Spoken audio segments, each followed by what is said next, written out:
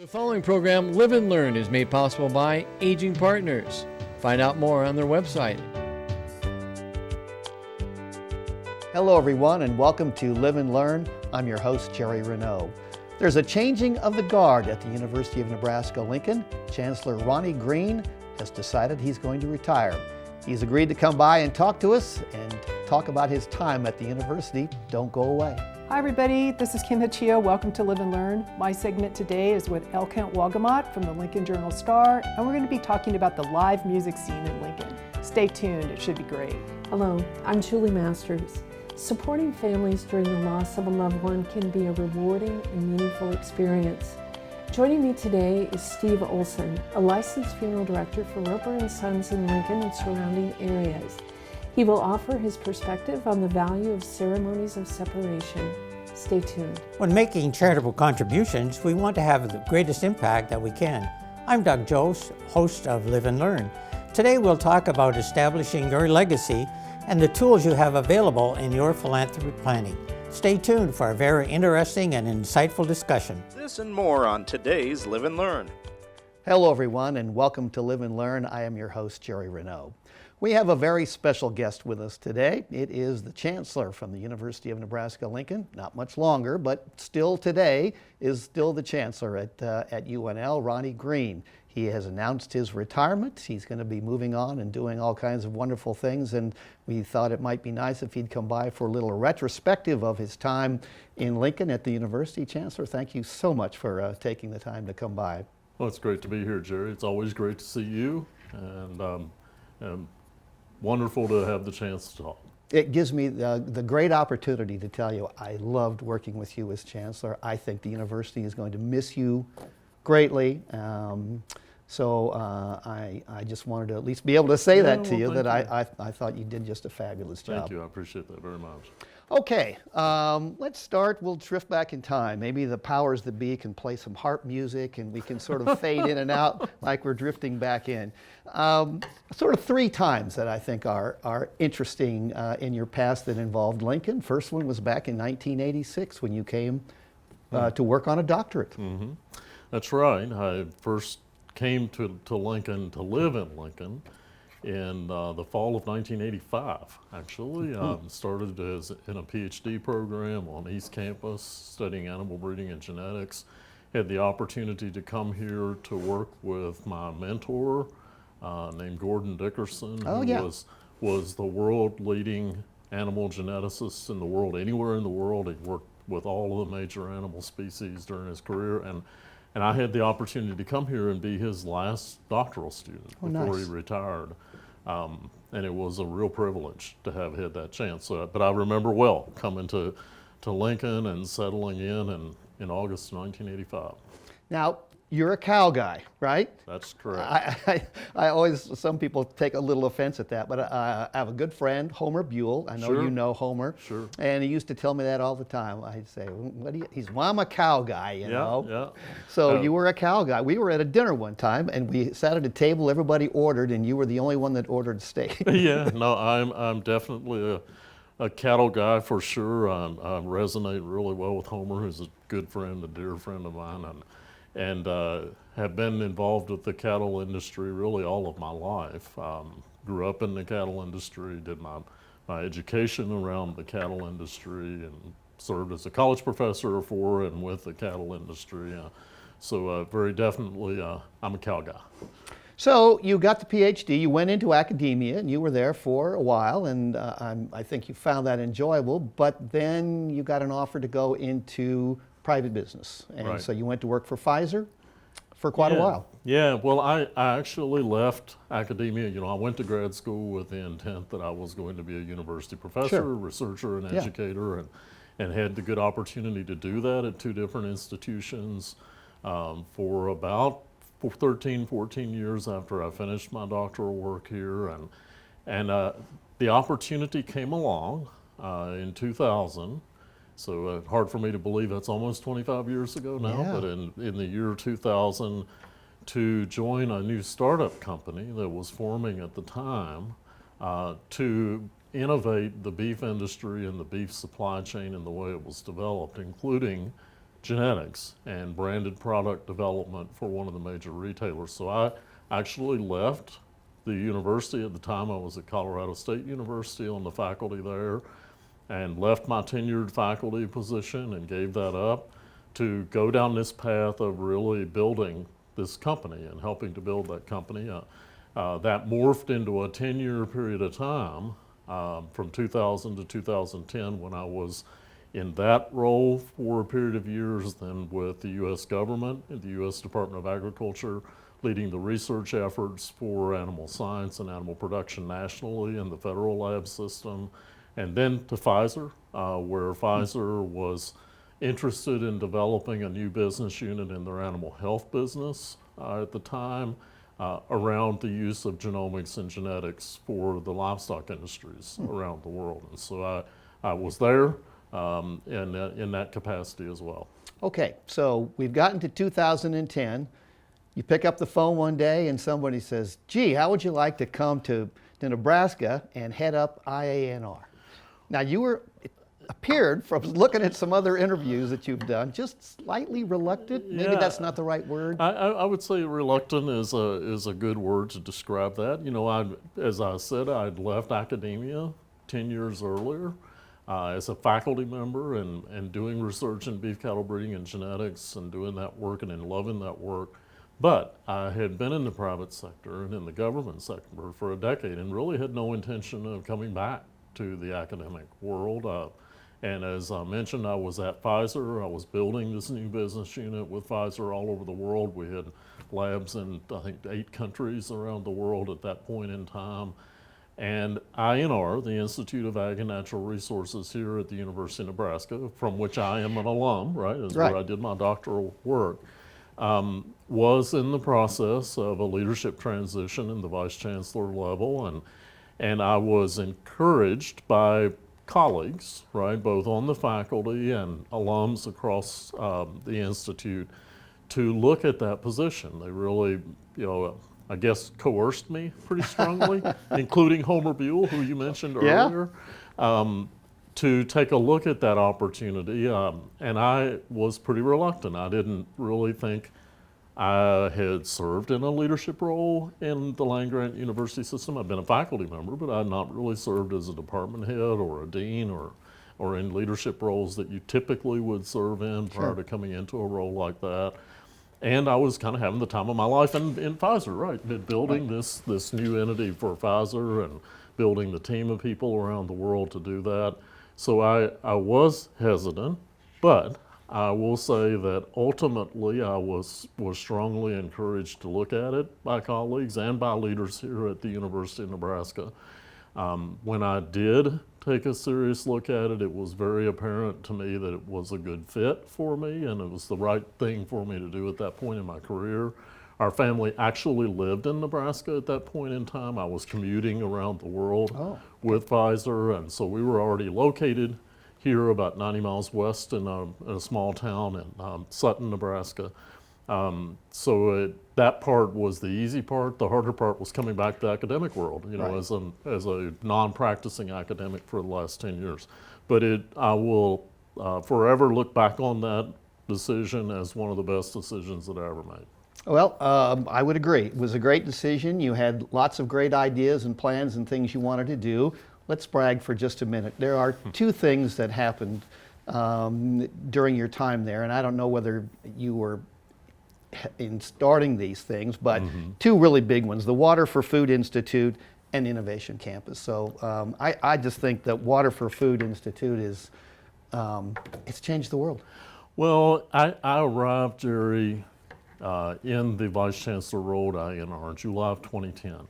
And there were 2 big things that had happened just immediately prior to that. So in April of 2010, the Robert B. Daugherty Foundation had announced a major gift to the University of Nebraska to establish what is now the Daugherty Global Water for Food Institute at the university. And of course, much of that was centered in INR. It was, the INR had huge history and background in innovating water and water resource management in particular for agriculture. So that announcement had just happened. I landed there in June or July time period, and had the opportunity to stand that up. Right. J.B. Milliken at the time was the university system president. Harvey Perlman was the chancellor here at UNL. And they basically challenged me as the vice chancellor and vice president to really stand up that Water for Food Institute, which we went hard at work in doing, and now it's a world leader all around the world in areas of water resource management for food.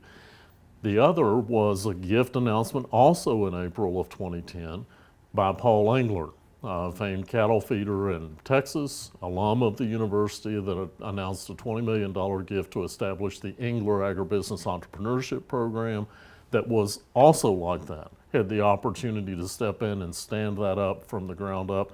I now look back on that and look at what the Engler program has done here and is doing on a regular basis. It is a gem in the crown of the University of Nebraska. Very, very proud of what that program has done and those students are doing in starting new businesses. And then also Innovation Campus, right? So the State Fair, if you remember back to 2010, that was the year the State Fair moved. Right. And so when I started in July, I remember doing a barnstorming tour for 9 days of the state. The first week I was in the role, one of those stops was in Grand Island. And I toured the status of the Bonner Park new state fairgrounds at that point in time, which was about a month before the fair was going to open. And there was still a lot of work to be done to get it open. There was a lot of concrete to be laid and so forth. And I thought, wow, they're going to have a hard time pulling this off. But boy, did they. They pulled it off and pulled it off well. Yeah. That, of course, was the impetus behind the establishment of Nebraska Innovation Campus, that move of the State Fair to Grand Island and everything that came with that. Now here we are. It's so impressive. 10 years later, formally, because we really opened the first part of Innovation Campus in 2013, 14. Yeah. The conference center and the first part of that facility. Now over 500,000 square feet of developed space, over 70 partners with the university and research public-private partnerships, new hotel there, world-class conference center that is doing so much business that can't meet the need that is there. I'm just very, very proud of what's happening in the development there at NIC. Yeah, I think it's just wonderful. Well, as I fully expected, we're going to run out of time. Sure. There are at least a couple of things I hope we can still talk about. You became chancellor in 2016, and again, I think there was a little reluctance on your part, Sure. but you moved in and did some wonderful things. One of the things that I think sometimes the average Nebraskan overlooks is the research aspect of what happens at the university. I remember being asked one time to come to this, one of the vice chancellors had a session where they brought in all these people and everybody talked about their research, and I was just aghast how much wonderful research is done at this university. Well, as a land-grant university, education, research and innovation, and outreach and extension to the people of the state of Nebraska is our mission. It's who we are as a 154-year-old land-grant university and proud one. And that research mission that we have, that's the primary research engine for the state of Nebraska. We're the only research comprehensive institution in the state. We're one of the leading land-grant universities in the country in that regard. And to see that research build and grow, even during the challenging times that we've had over the last 6 or 7 years with the pandemic stuck in the middle of that time frame, is really phenomenal for me to observe. We are about 20% larger in our research enterprise today than we were when I started 7 years ago. We have had annual increases in our research output and impact every year during that 7 years, including the time that most universities reduced their scope during the pandemic. We were still continuing to go up.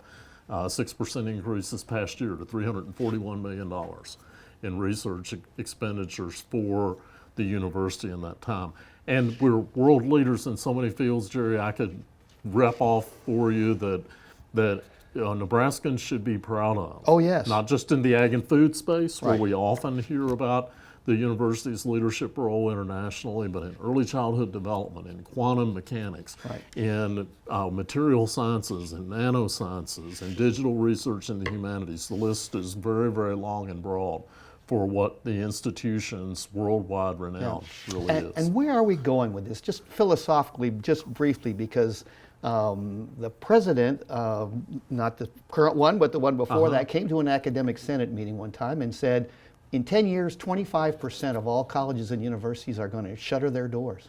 Yeah, Where are well, we headed? I think it is true that we will see some contraction of higher education in the U.S. and abroad, in other places in the world. But the institutions where the education and research mission is so central as ours is, and they're strong institutions, we're not going to see that contraction. We're going to continue to see that level of output and production and growth. The need for education is stronger than it has ever been before, even when we were formed in 1869 as a land-grant university, right? To bring education to the masses, so to speak, the Land-Grant Act's mission. It is still that case. 70% of the career jobs that are out there in the future, even as we can best estimate in that dynamic market that's there today, require at least a BS or BA degree, or in many cases advanced degrees. So that demand is still absolutely there, and the need for an educated citizenry, I would say, is even greater I would agree than with it's that. ever been. I would before agree with as that well. for sure. We are out of time. I have another 50 questions, but we are truly out of time. Thank you so much for coming by. We wish you the absolute best in retirement, and you're way too young to be retired. Oh, no, I'm not too young to be retired. I was joking with you earlier, aging partners. I'm an aging partner. There you go, right there. Yeah, but I'm looking forward to retirement and looking forward to being one of the biggest supporters of this university from the retirement. There you go. Thank you so much. Appreciate it. And thanks to all of you for tuning in. I am your host, Jerry Renaud. Thanks for being with us today. And remember, it's never too late to live and learn. Aging Partners has relocated to Victory Park, 600 South 70th Street, just east of the old VA hospital. Follow the signs around the south part of the building complex and enter under the Aging Partners sign on the east side of the facility. The new fitness center is equipped with state-of-the-art cardio and fitness equipment. Caseworkers and resource specialists are available to assist you with a variety of aging issues. Enjoy a hot lunchtime meal and engage with others in a variety of activities. Aging Partners, now at Victory Park. Hi everybody, welcome to Live and Learn. My name's Kim Hachia. Once again, we're back in the studio, and I really want to thank our friends at LNKTV and Aging Partners for producing the show. I'm excited today because my guest is L. Kent Wolgamott from the Lincoln Journal-Star, and we're going to be talking about Lincoln being sort of a scene for live music, and Kent is able to take the long view. Full disclosure, he and I have known each other since college, so we're going to try and keep this short, but we may veer off into like reminiscences and recollections. So Kent, welcome to the show. Well, thanks for having me, and we're going to have to be careful. I know, we are going to have to be careful. You know, how long have you been covering sort of entertainment in the Lincoln scene here? Well, I started at the Journal in '81, and then I off and on would write about stuff for those first 3 or 4 years I was there. In '85, I've been doing it full time. So what would that be? Almost 40 years. Almost 40 years. So you 38 years. Well, plus, you know, when we were in college and we would go to yes, various entertainment places. things. Yeah, and so you do have kind of a, Yeah. you know, sort of a long-term time-lapse view of, you know, sort of Lincoln's music scene and how it's changed and how it's, you know, expanded. I don't really want to think of Lincoln as being, you know, the epicenter of music like Athens, Georgia or something, but I think we might punch a little bit above our weight in terms of that kind of stuff. On multiple levels at this point. I think one of the ways to sort of measure that is you have that Lincoln Exposed Festival. Mm-hmm. There's 100 and some odd local bands usually playing that over. And some of them only may play 2 or 3 times a year, but there's still 100 and some bands. I would guess that there are more bands well, I know for a fact there are more bands in Lincoln than in Omaha. Wow. And I would say in many more towns that are considerably larger. That's one level. Second level is, and this is pre-COVID, because everything's a mess after that, but pre-COVID, the Lincoln Arena, the Pinnacle Bank Arena, was ranked on at least 2 years, and I think 3 in the top 60 arenas in the world. Okay? Lincoln is 135th market in the U.S. Right. Right. So that's that's another measure, and with that Lincoln Calling Festival, you've got 2 festivals. It's a pretty vibrant scene that's bigger than you would expect, I guess, in a place this size. And you and I talked about how maybe, if you want to talk about maybe the roots of some of this or how it got started, was because of the Zoo Bar. Well, that was certainly the place that started in the 70s. Yet you had, the Royal Grove was, and it's still there now, and you had the Little Bows, and there are a few other venues, but there wasn't a regular, here's a place that has music every night, here's a place that regularly brings in the national touring acts. That started in the zoo, at the zoo, 1973, so they're celebrating their 50th this year. Their Zoo Fest is going to be 3 days. The headliner on the first night is Charlie Musselwhite, who's, blues legend who played there for pretty much the whole time. But that was Larry Beamer, who was an art student at university, and he and some other guys took over this bar, and he wanted to start doing music. They did some local bands, and then Luther Allison was playing at the university, and Larry went down and said, "Will you come play my bar?" and wrote a contract on a paper sack for, I believe, a princely $400. And Luther came down and played the zoo, and that was the first national act. And they've had music pretty much every night or 5 nights a week for 50 years. Right. Well, that's kind of an anchor.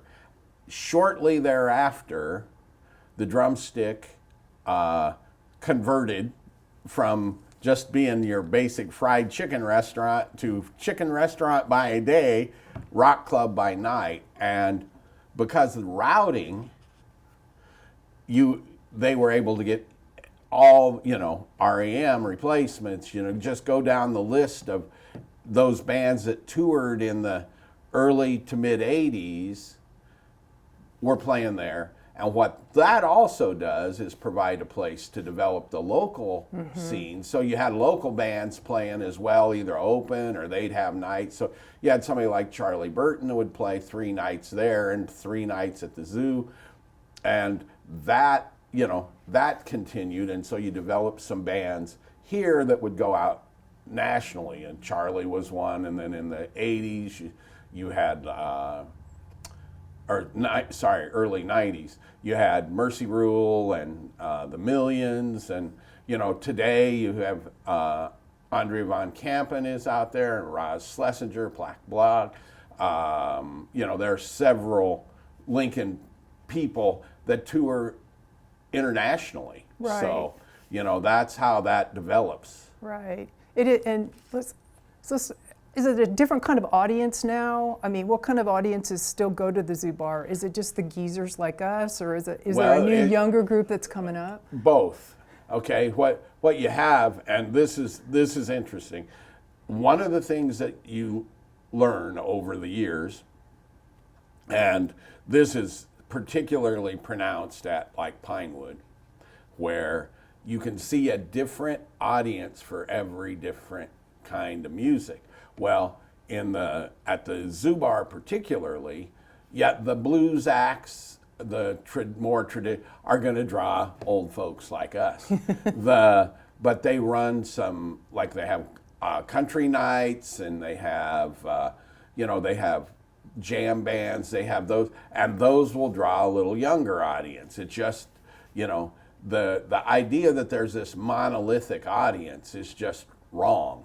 And, the same audience that turns up for, let's say, Bernard Allison this week is not going to be the same audience that turns up for Ferocious Jungle Cat, local band, in a couple weeks if they're playing there. It's just Right. completely different people. Right. Well, you talked about Pinewood and a little bit about the Pinnacle Bank Arena. Can you talk a little bit about the late Tom Lorenz and kind of what his role was in that, in developing those two venues?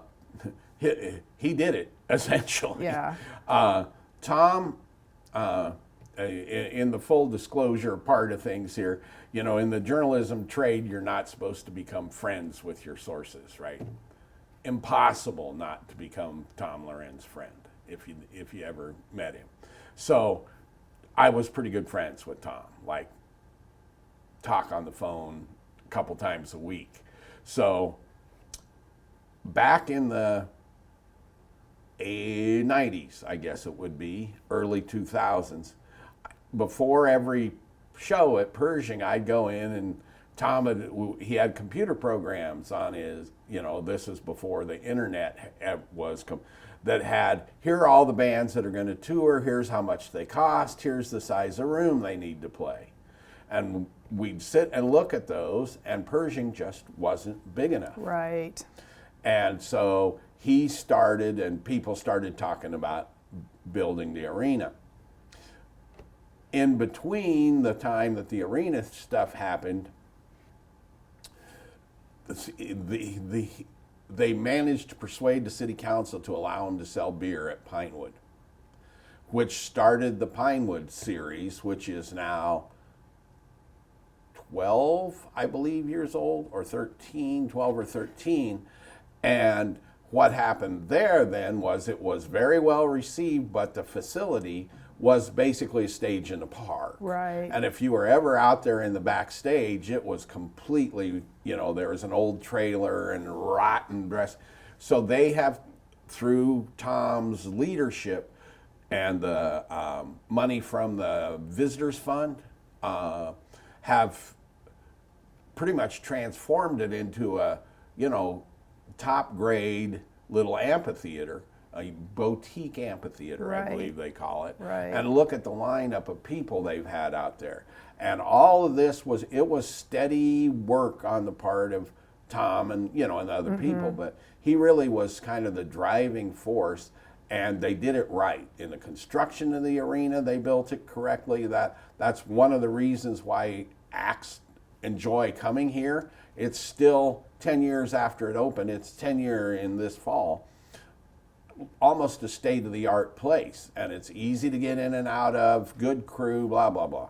Right. So all of those things, and what Tom always maintained, and this was interesting, is that none of this could have happened if the local scene hadn't developed Oh, a yeah. higher, That makes to a sense. bigger level. And, Right. and he really pointed to, you know, you had the Zoo Bar, and then after the Drumstick closed, Duffy's sort of picked some of that up, and then you had Knickerbockers that were doing shows, and then this Box Awesome, which was a tiny little space in the Haymarket, then moved to the Bourbon Theater and built and got that going, which was a larger venue, and you sort of built that to the point where Lincoln was kind of ready to be able to embrace these bigger venues, bigger Right. shows. Because you think about it, well, there should have been venues at the university, but because we at the university use our sports complexes for sports, there was, you know, a lot of pushback, and also the whole alcohol thing. I heard recently they're going to sell alcohol at the volleyball day event. So Yes. And the whole alcohol thing is key. Right. And why is it key? People don't get this. Venues make almost no money on the ticket revenue. They just, especially today, but they make very little money on the, most of what is on that ticket either goes to the cost of the production or straight to the artists themselves. yeah, So, you know, let's say you got a 2,000 seat show or 4,000 or whatever. Well, the venue's going to make $10,000 off of that show. That's not even going to really cover all their costs. But you sell that alcohol and you're making $9 a beer, you're going to make some money, okay? And that's just the way it is. Well, and that's probably how that Tacoma beer costs $15 when you go to the Chiefs game. Correct. And so, yeah, it's that secondary revenue stream that really Yep. drives kind of the. So we have a couple minutes left. Tell me what you see is coming up in the future. There are two things that are interesting to me. At the one of the issues with Lincoln is, as far as the national acts, is Omaha's 50 miles away. And Omaha now has three or four mid-sized 2,000 to 5,000 seat venues. Lincoln doesn't have one, really. That's where that goes is hard to know, but it's going to draw a lot of those acts out of here. That's one. But on the other hand, I see Lincoln as continuing to develop. And this week it was announced that Lincoln Calling Festival has been taken up by the Arts Council, which is going to stabilize that festival. They're going to move it into the spring, and that thing I think could really grow into being something like a little South by Southwest. Oh, interesting. Yeah. I know, there's all sorts of summer not festivals really, but the ongoing at Stransky Park. Centerpoint had a thing last night. The thing that goes on at the Hub, Jazz in June. There's just and the Millet Telegraph has a summer thing going. And Lincoln just seems. Yeah.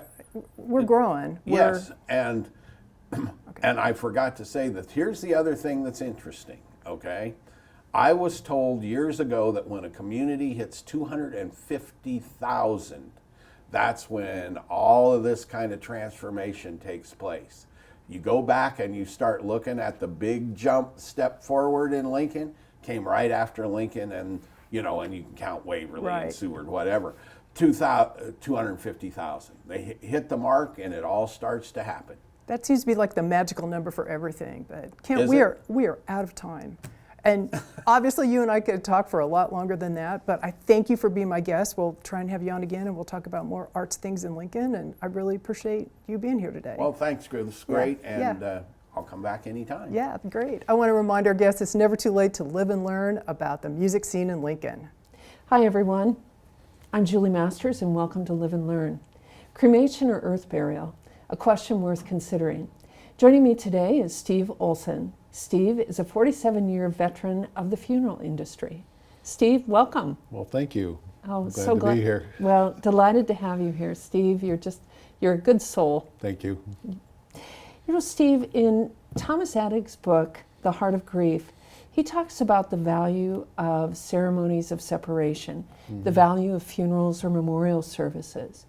Why do ceremonies matter to people? Well, ceremonies emotionally, they're important to people, whether it's a graduation ceremony, a wedding, a funeral, a birthday party, but it gives life's essential moments time to be honored and give a meaning and value. But the funeral ceremony, that also, in a different way, gives people an opportunity to share their love, their concern, express their feelings to another family at their time of grief. And emotionally, psychologically, that's a good thing. And not only for the family, but also the visitors to the funeral. I mean, it's important to the friends of the deceased, because they're emotionally tied to that individual as well. That's right. I think that's beautiful how you've related to funerals are yet just one other ceremony that we can have in our life. And that's an important way to look at that. Steve, what challenges do families have when they're making arrangements for a loved one? Well, there can be many challenges. It depends on the family as well. Some families have, or at least the families that I visit with, some have never made funeral arrangements before. They have not made any type of pre-arrangement at the funeral home, and so sometimes they're just lost. But then there's other families that have made prearrangements. They've experienced it before. They kind of know the process. And the main thing is the funeral director is there to guide and direct no matter what the situation is, what their comfort level is. But ultimately it's the family's decision what they do. But most families know pretty well what they want to do, but sometimes they're just lost. You know, it's interesting because in this case, experience does make a difference. But for people who have not had that experience, how can people, you know, particularly the people viewing this program, how can they begin to think about their own ceremony? How can they begin to prepare for their own, whether it's a funeral or memorial service? Well, people typically don't want to think about their own demise, but like anything else, if you can prepare for that inevitability, the better it is. Funeral homes, whether it's us or any other funeral home, gives people an opportunity to come to the funeral home. They can visit with the funeral director. They can write down their wishes, basically go through the funeral arrangement process, put it all on paper. We keep it in our file. There is no cost to do that. Wow. And so if something were to happen, then the family knows exactly what the individual wanted. There's been times when there's been a death and maybe the children, you know, did mom want cremation or did she want traditional burial? Well, if mom wrote it down and this is what I want, well then there's no disagreement with the kids. And I would suspect in terms of the ceremony itself, having that information in advance can be so helpful that people have a sense that we did what we were supposed to do. So again, it just gives them a little more comfort knowing that these are some decisions I don't have to make because mom made them. You know, I think sometimes people wonder how they can be involved. And we know that there's some religious traditions, for instance, within the Jewish tradition, the act of, for instance, shoveling dirt in the grave and so forth. So in your own work, how can families be involved in the process? How can they be part of this ceremony of separation? Well, generally speaking, there's a lot of families that, you know, they'll make the arrangements for the funeral, pick out the music and the minister and music and so forth, and are not directly involved with the service, but there are some family members that want to speak, you know, talk about the individual, and some people just can't do that. I mean, emotionally, they can't do that. I always encourage families, if they feel like they would like to, then they should, because there's a reason they feel they want to talk and express their thoughts on their loved one. But that's probably the way that I see most families getting involved, is getting up and eulogizing the individual. You know, and then sometimes other families, maybe they're musically inclined. They've got grandkids that play the piano, they sing. I mean, so you can see different families get involved different ways. Sometimes families will maybe get up and read certain scriptures, you know, so they're not really eulogizing, but they're a part of the service. So every family is just a little different on that. They are different, and it would also probably depend on, you know, their religious preference and things of that sort, and what's allowed and what isn't, and yet how powerful it is that you can encourage families to be part of the process.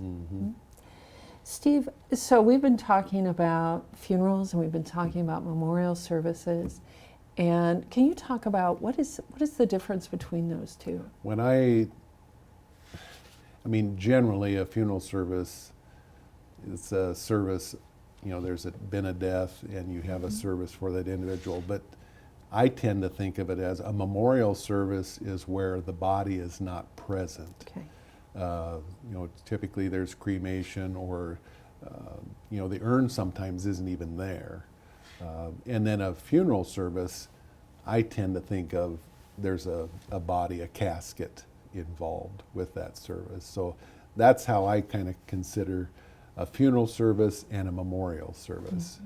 The differences. There's another service, a third one, that we would call a graveside service. So a funeral service generally is at a chapel, a church. The memorial service the same way, but a graveside service would just be at the place of burial. At the place of burial. You know, you think about 47 years in this, really it's a service industry, and I would suspect you've seen all sorts of different ways that people have their services and so forth. Are you seeing more cremations? Oh, definitely. Okay. Again, being in the business as long as I have really seen a difference. The main difference from when I started to today is the amount of cremation. When I first got into funeral service back in the 70s, almost every funeral was a traditional funeral. And now cremation rate in Lincoln anyway is probably 40 to 45%. There are some parts of the country that are 70% That's right. cremation. But it's going to vary in the state of Nebraska. The more rural you are, probably the more traditional families are. The larger cities, there's probably more cremation. Okay, very good. So, again, in your work, and I've taken many classes to Ropers for site visits, and thank you for always being there and being supportive to the students and truly answering any question that they might have. And one of the questions that we ask as part of those site visits is, what do you wish that people knew about your work as a funeral director? What do you wish people knew about just your involvement? Well, I don't think that, most people don't think about my work at all anyway. They have no need to, but I think I would like to have people understand the commitment of time in our profession. It's, like you said, a service business, and so someone has to be available 24/7, 365 days a week. I have gone to place of death on Christmas Day. Families have apologized that I had to come out and pick up the individual, and I'm sorry that you lost your loved one. But so someone has to be available. So the hours are not really ideal as far as what some people would prefer, but it's part of the business. And so the funeral home is always there when the family needs, but sometimes the families don't realize the commitment that the workers at the funeral home have. It's a commitment, but it's also an act of compassion. And to be there not only for the person who has died, but for their families, and to walk with them on that journey, one of the hardest days of their lives. Right. So again, 47 years, do you have any memorable services that come to mind? Well, there are a few for some unique reasons, but I guess one that always sticks out in my mind, a minister passed away, and of course with a person's faith and knowing where they're going to be going, it can be just a joyous occasion. And his funeral, I can remember the singing and the laughter, and if you would have walked into that church, you never would have thought it was a funeral going on. It was just a celebration of this pastor's life, and their comfort in knowing where he was, and so that one it was just a joyous, not a funeral type occasion. It sounds like a beautiful service. It was. It was a beautiful service. Yeah.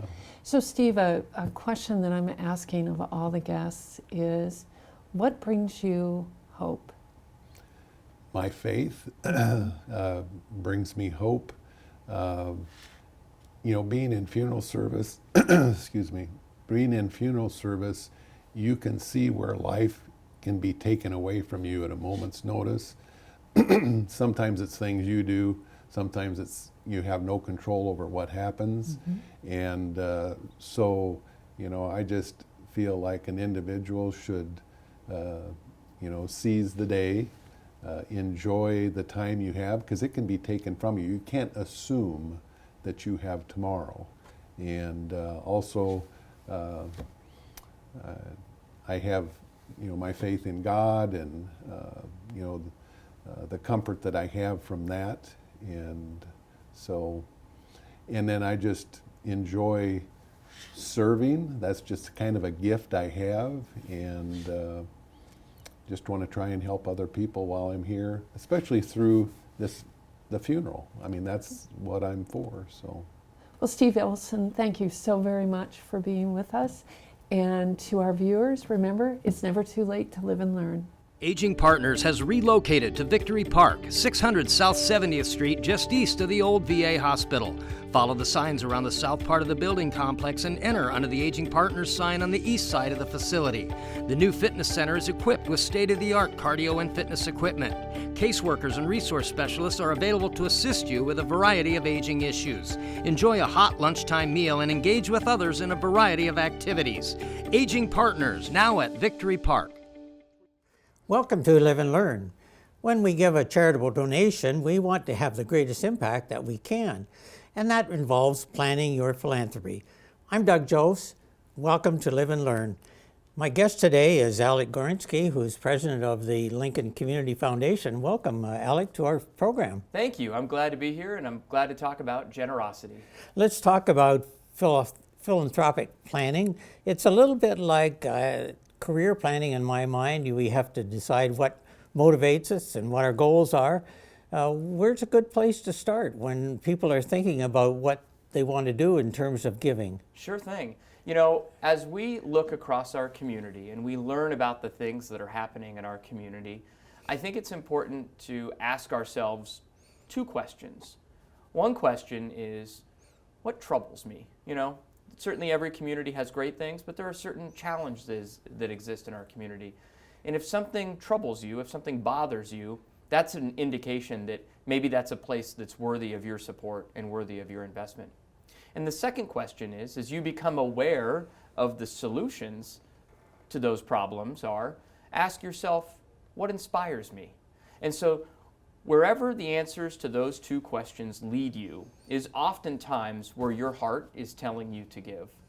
So we can draw up a mission statement, so to speak, but that's maybe a little bit difficult. So just talking about those two things get people started in your experience? That's exactly right. We always start our conversations with what values do you have? What community values do you have? What are things that trouble you? What are things that inspire you? And that'll tend to lend itself to, we don't frame it as a mission statement, but we tend to leave it as community values that you embrace. And then that will then lead itself to what are your options for giving at that point. So that leads you to the where or the what organization you might want to support. That's exactly right. And our community is very blessed. We've got hundreds of nonprofit organizations that exist to solve the problems that trouble us as humans, and that also are doing work that is very unique and inspirational and making a difference in their own way. And I think that it's important to remember that there are many different types of organizations, big and small, broad and specific. All of them are worthy of support. All of them rely on philanthropic contributions of individuals to make it work. The thing that always sticks out for me are the ones that tell the greatest stories. Certainly they have the numbers, certainly they have the data, but the ones that tell the greatest stories really are the ones that seem to have the greatest appreciation for their responsibility in this community, and that always resonates with me. When you say telling the story, telling the story in terms of what their contribution does? Yes, and First, telling the story of that they have a really good awareness of the problem that they're trying to solve. Problems in our community are not easy. They're complex. And so if someone can simply convey those problems, it means they have a really good grasp on what they're doing. Someone once said, if you can't explain it in 30 seconds or less, you don't know what you're talking about. And so for an organization to be able to convey it simply through a story means they know what they're talking about. Then they have to be able to convey their role in solving that problem. And then to your point, third, they have to be able to say, your dollar makes this kind of difference. Your dollar helps Susie accomplish this goal, or whatever the case may be. So those are three key attributes to telling that story. Alex, let's talk about some of the tools that maybe our people would like to use. The first one I'd like to visit with you about is the Donor Advised Fund. That's a tool that I have used myself, but tell us about that and how people can use that. A Donor Advised Fund is a fantastic tool to really help your giving be more efficient and be more strategic. A Donor Advised Fund is an individualized, named fund typically held at a community foundation where a donor can pre-fund with either resources that they have at their fingertips or fund every month or whatever the case may be. And then from that fund, they make grant-making decisions. It's often referred to as a charitable checkbook. So it's kind of easy to draw the analogy that it's a checkbook for your generosity. So a donor can pre-fund it, and then over time, they can make grant distribution decisions. My wife and I like to fund our Donor Advised Fund really significantly once every 2 years. That way we can take advantage of the standard deduction one year and then the itemized deduction the next year. And so we'll fund it with a significant amount of money, and then we will use that to make grant-making decisions for the subsequent 2 years. And it really empowers us to be intentional about our giving.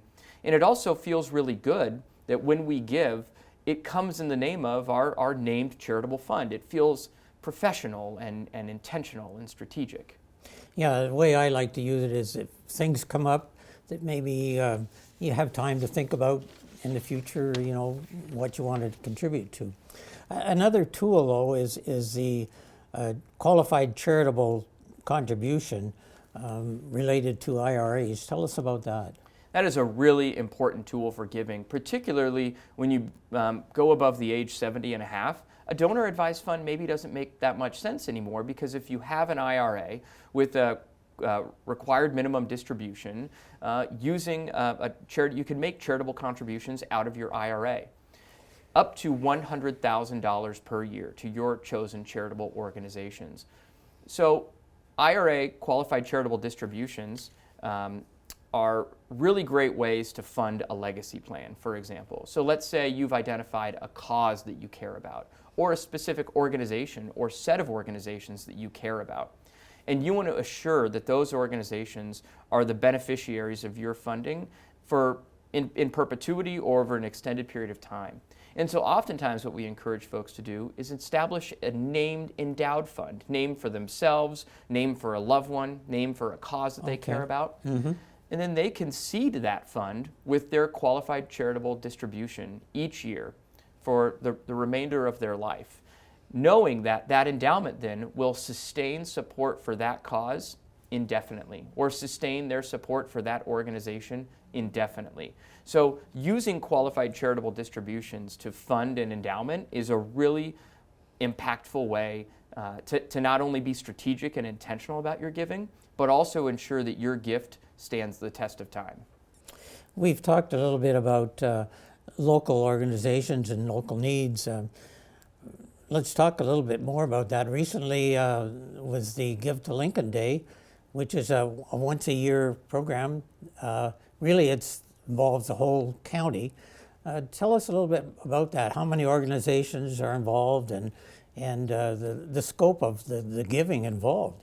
Give to Lincoln Day is a fantastic day to just celebrate and embrace and encourage the act of generosity in our community.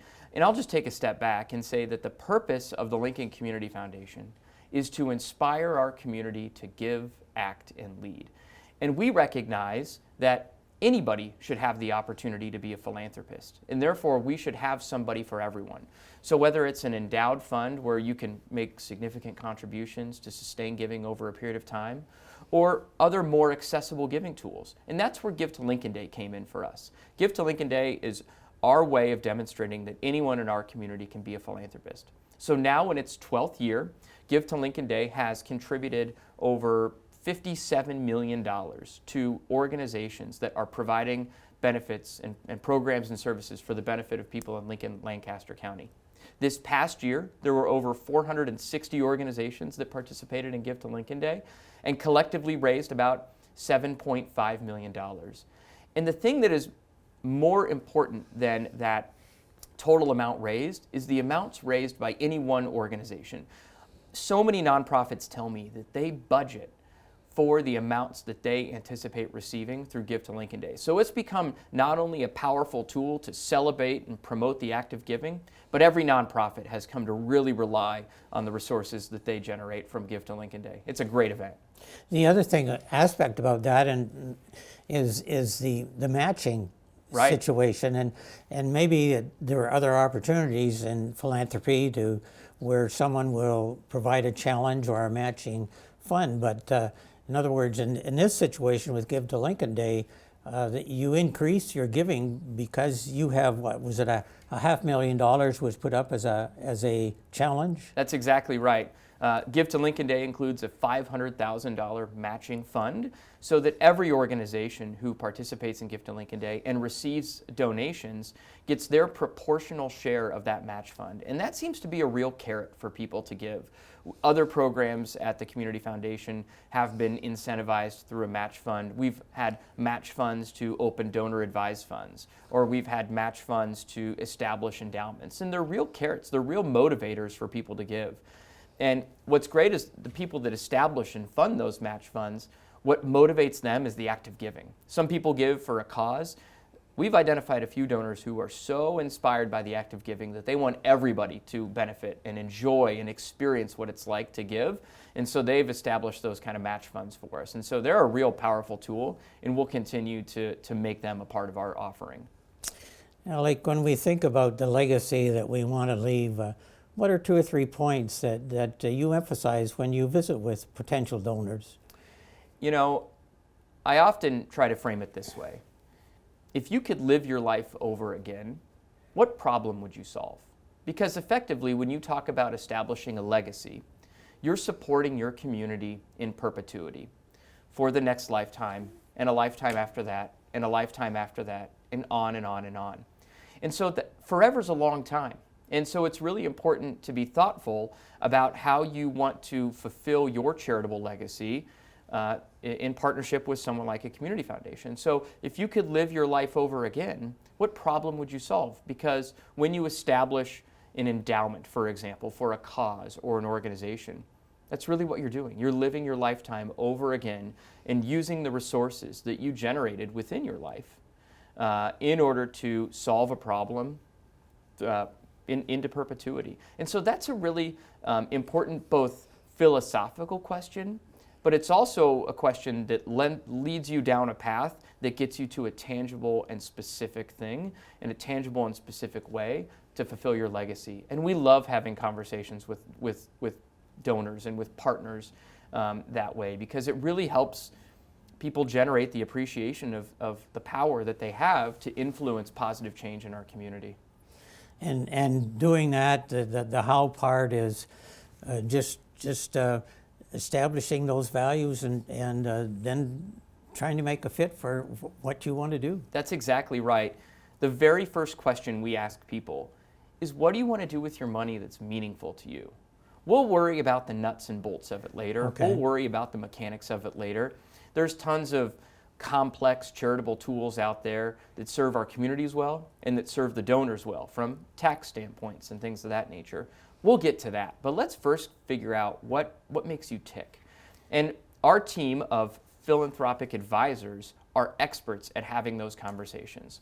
We have a philanthropy services team with donor experience folks, with philanthropic advisors who sit down, have a conversation over a cup of coffee, just like we're having right here today, and we get to the root of what makes you feel good, what problems do you want to solve, what troubles you in our community, and then we figure out how to make that happen. And our team of philanthropic advisors are experts at doing both. And that's how you become a member of the family at the Lincoln Community Foundation.